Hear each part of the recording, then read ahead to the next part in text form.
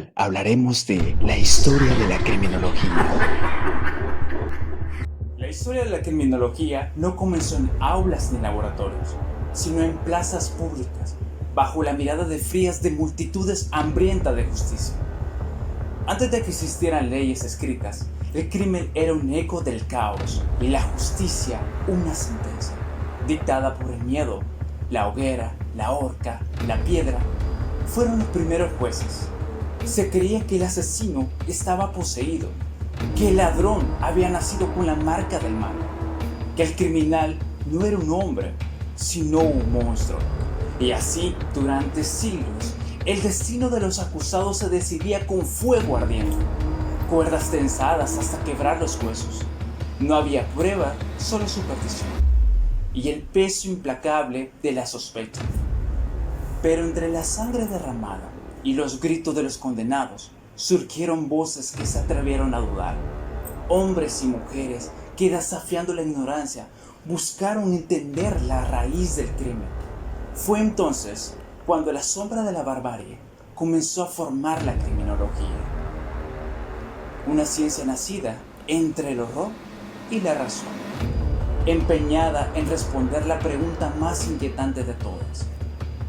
¿Es el criminal un producto del destino o de su propia voluntad? Pero antes definamos, ¿qué es la criminología?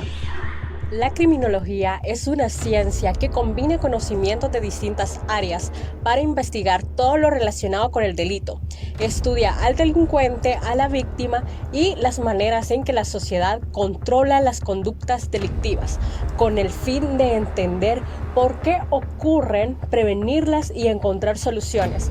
Para eso se apoya en disciplinas como el derecho, la sociología, la psicología, la antropología, la medicina, la estadística y la biología, lo que le permite analizar el fenómeno criminal desde diferentes ángulos. Se investigan las características que pueden influir en que una persona cometa un delito, considerando aspectos biológicos, psicológicos y sociales. La criminología no solo es explicar por qué se comete un delito, sino también proponer métodos de prevención y reinserción social.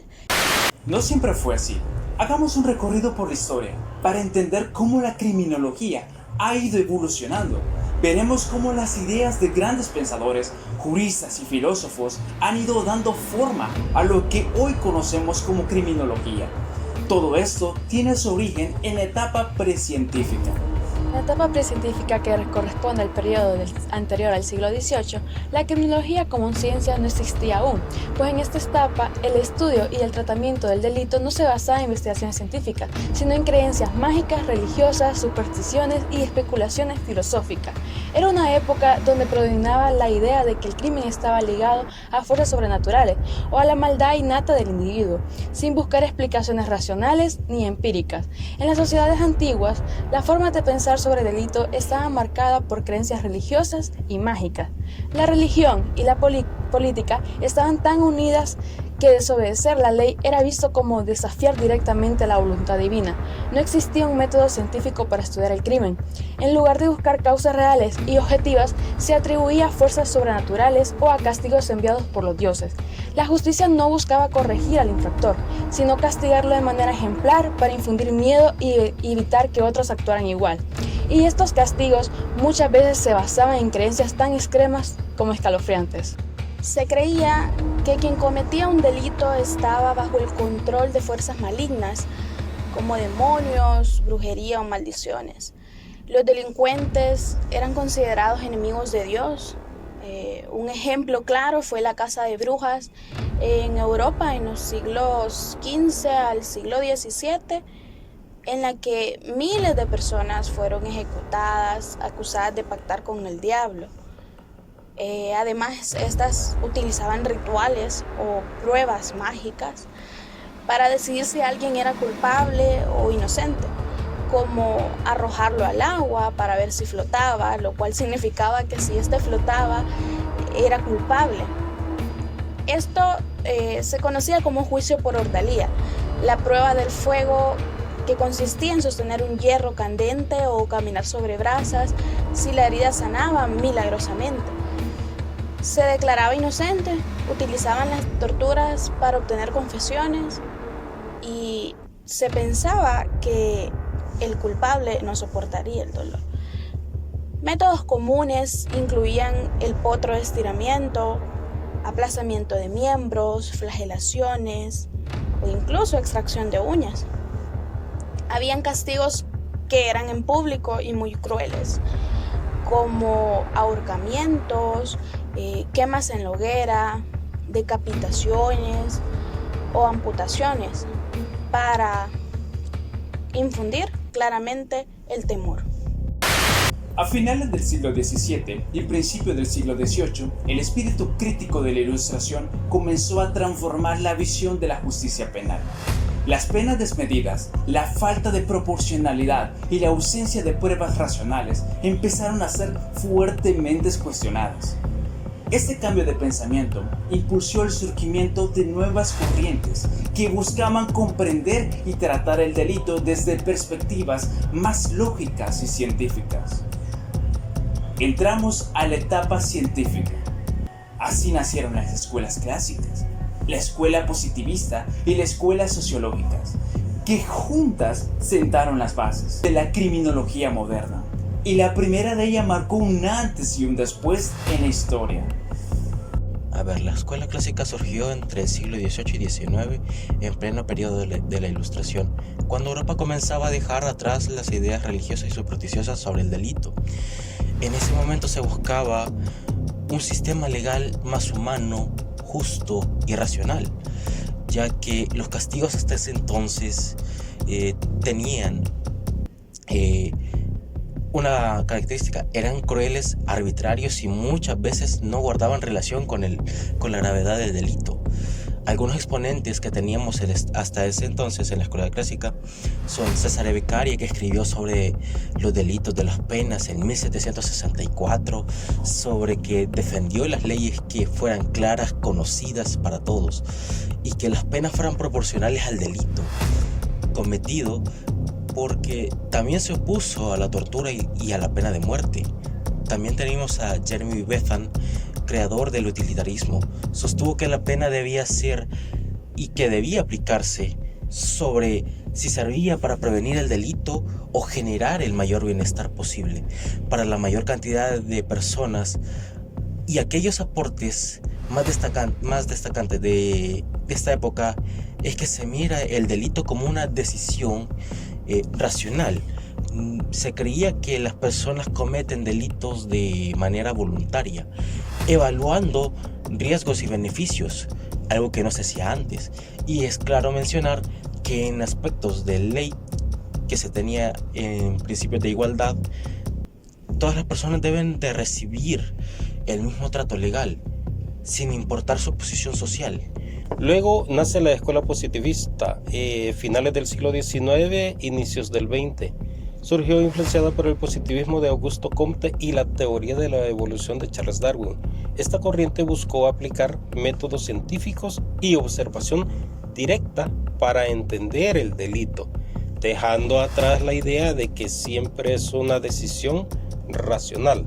Algunos representantes que podemos mencionar de esta época son César Lombroso, con su teoría del delincuente nato, que afirma que ciertos rasgos físicos podían indicar predisposición al delito. En otras palabras, él decía que había personas que nacían con una inclinación natural a delinquir y que esto podía reconocer por ciertos rasgos físicos, como la forma de la cabeza o la cara.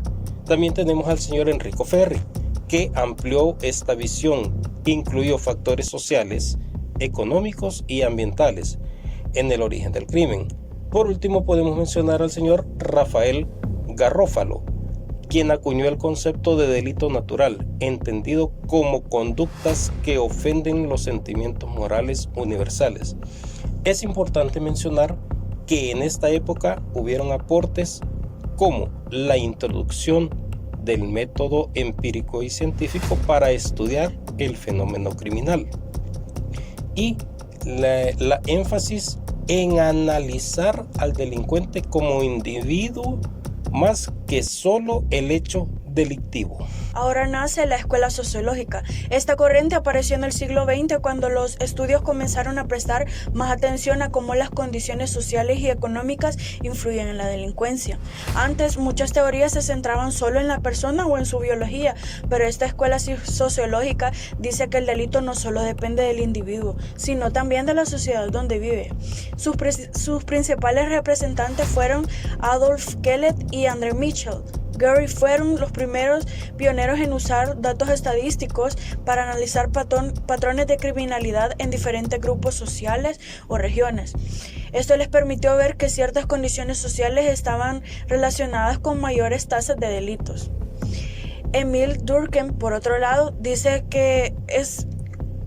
afirmó que el delito es algo normal en cualquier sociedad porque cumple con una función social, ayuda a definir lo que está bien y lo que está mal, y provoca cambios cuando las normas sociales deben ajustarse. Ahora nos preguntamos, ¿qué aportó esta escuela?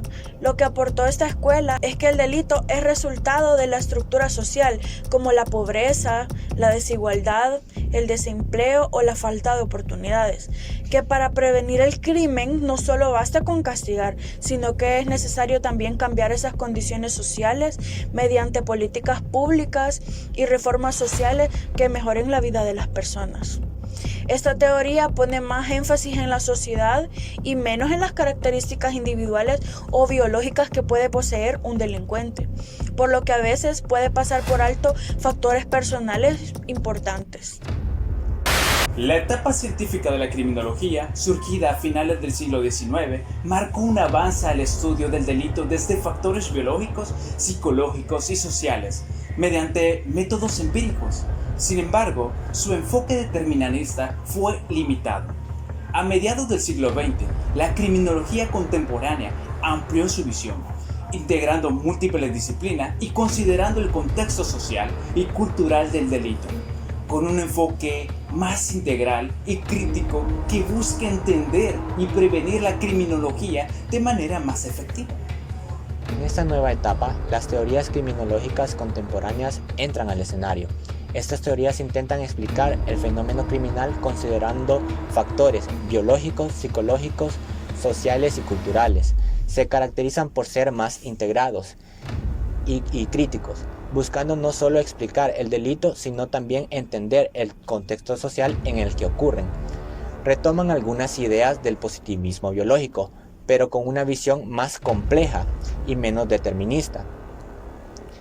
El comportamiento delictivo puede estar influido por características genéticas, neurofisiológicas o hormonales, pero siempre en interacción con el ambiente. Algunos exponentes de esta teoría están William Sheldon clasificó a las personas según su tipo de cuerpo en 3 grupos, que son endomorfo, mesomorfo y ectomorfo. Este afirmó que quienes tienen cuerpo mesomorfo tienen más tendencias a cometer delitos. En la teoría contemporánea analizan también el comportamiento delictivo desde la psicología individual y los procesos mentales, es decir, esta corriente estudia el delito desde la psicología, enfocándose en cómo funcionan la mente y los procesos internos de cada persona. El delito puede surgir por problemas mentales, conflictos internos no conscientes o porque la persona aprendió esas conductas en su entorno. A algunos exponentes, la teoría psicológica podemos destacar a Sigmund Freud. Propuso que el delito es el resultado de luchas internas entre diferentes partes de la mente. Hans Eysenck relacionó la personalidad con la conducta antisocial, señalando que ciertos rasgos, como ser muy extrovertido o nervioso, pueden aumentar el riesgo de delinquir. Desde el punto de vista sociológico, explican que la delincuencia está influida por la sociedad, las relaciones que tenemos y el ambiente donde vivimos. Así lo mantiene el exponente Robert Merton en su teoría de la anomía, que dice: esto ocurre cuando las reglas de la sociedad se vuelven confusas o débiles. El delito aparece cuando las personas quieren alcanzar metas como el éxito o el dinero, pero no tienen formas legales para lograrlo. Entonces, algunos optan por medios ilegales para conseguir sus objetivos. En la teoría del aprendizaje diferencial de Erwin Sutherland manifiesta que el delito se aprende al relacionarse con otras personas. Si alguien está en un grupo donde se aceptan y enseñan conductas delictivas, es más probable que también las aprendan y las practiquen. En la teoría del control social de Travis Hirschi, todas las personas podrían delinquir, pero cuando tienen fuertes lazos con la familia, la escuela o el trabajo, estos actúan como frenos que evitan el delito. Si esos vínculos se debilitan, aumenta la posibilidad de que algunos cometan un delito. En la teoría del etiquetamiento de Howard Berker, el delito no depende solo de la acción, sino de cómo la sociedad etiqueta a la persona. Si alguien es llamado delincuente, puede comenzar a verse y actuar como tal, continuando con conductas criminales.